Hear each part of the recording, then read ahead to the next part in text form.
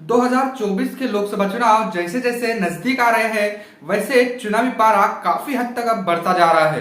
आपको बता दूं कि देश का ऐसा कोना नहीं जहां लोकसभा के चुनावों को लेकर पार्टियां मैदान में ना उतरी हो। लेकिन इसमें सबसे ज्यादा महत्वपूर्ण बात यह है कि बगैर कोई गठबंधन के अगर मैदान में डटकर मुकाबला लड़ने के लिए खड़ा है तो वो बीएसपी दिखाई दे रही है। आपको बता दूं कि एक तरफ एनडीए और दूसरी तरफ इंडिया के नाम से विपक्षी दलों ने मिलकर चुनाव लड़ने की प्लानिंग तैयार की है। ऐसे में बहुजन समाज पार्टी अकेले अपने बलबूते पर चुनाव लड़ने जा रही है।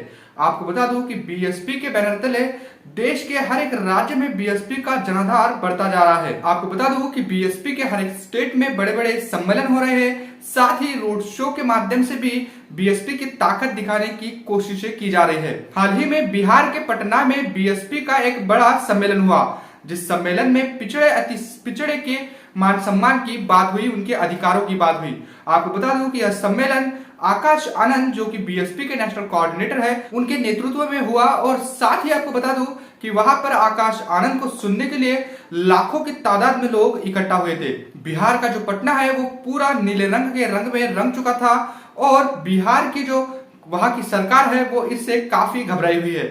आपको बता दूं कि बीएसपी लगातार ताबड़तोड़ रैलियों के जरिए अलग अलग स्टेट में अपनी दमखम दिखाने की कोशिश में है, तो वही बीजेपी और कांग्रेस गठबंधन कर चुनाव के मैदान में उतरे हुए हैं। लेकिन हाल ही में बीएसपी की जो लखनऊ में बैठक हुई बहन जी के नेतृत्व में, तो बहन जी ने साफ कर दिया है कि बीएसपी अकेले अपने बलबूते पर चुनावी मैदान में उतरने जा रही है। तो ऐसे में देखने वाली बात होगी कि बीएसपी 2024 के जो लोकसभा चुनाव होने वाले हैं, ऐसे में अपना कैसा रिजल्ट लाती है, ये देखने वाली बात होगी। आपको बता दूं कि राजस्थान में 16 अगस्त से धौलपुर से जो बीएसपी की सर्वजन हिताय सर्वजन सुखाय संकल्प यात्रा शुरू हुई है, वो 29 अगस्त को उसका समापन होगा। साथ ही आपको बता दूं कि तेलंगाना, मध्य प्रदेश, छत्तीसगढ़ और राजस्थान में यानी हर स्टेट में बीएसपी युद्ध स्तर पर चुनावी तैयारियों में लग चुकी है। महाराष्ट्र में भी बीएसपी लगातार गांव देहातों में जाकर पार्टी संगठन को मजबूत करने की कोशिश में है। तो वही पंजाब हो या फिर अन्य स्टेट हो, इन सभी स्टेटों में बीएसपी अपने दमखम के साथ लोकसभा के चुनावों के लिए मैदान में उतरी हुई है। बिहार के पटना में बीएसपी का जो पिछड़े अति पिछड़े अधिकारों को लेकर जो सम्मेलन हुआ, उस सम्मेलन में जो बीएसपी के नेशनल कोऑर्डिनेटर है आकाश आनंद, इन्होंने काफी महत्वपूर्ण बातें कही है। उसमें साफ तौर पर उन्होंने कहा कि बिहार में 3 दशकों से ओबीसी समाज के तथाकथित नेता शासन में रहे हैं, लेकिन आज भी यहाँ पर ओबीसी समाज के साथ सर्व समाज की हालात बेहद खराब है।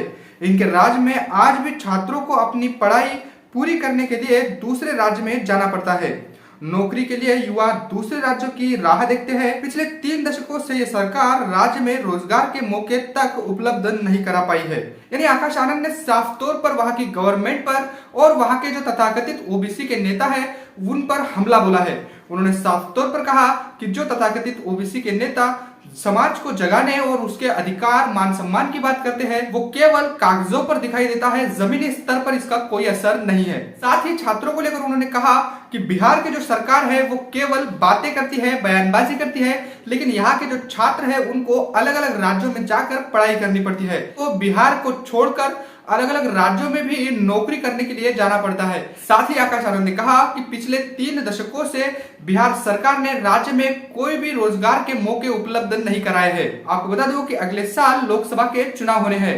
ऐसे में बीएसपी अलग अलग राज्यों में आकाश आनंद के नेतृत्व में वहां के चुनाव लड़ने जा रहे हैं।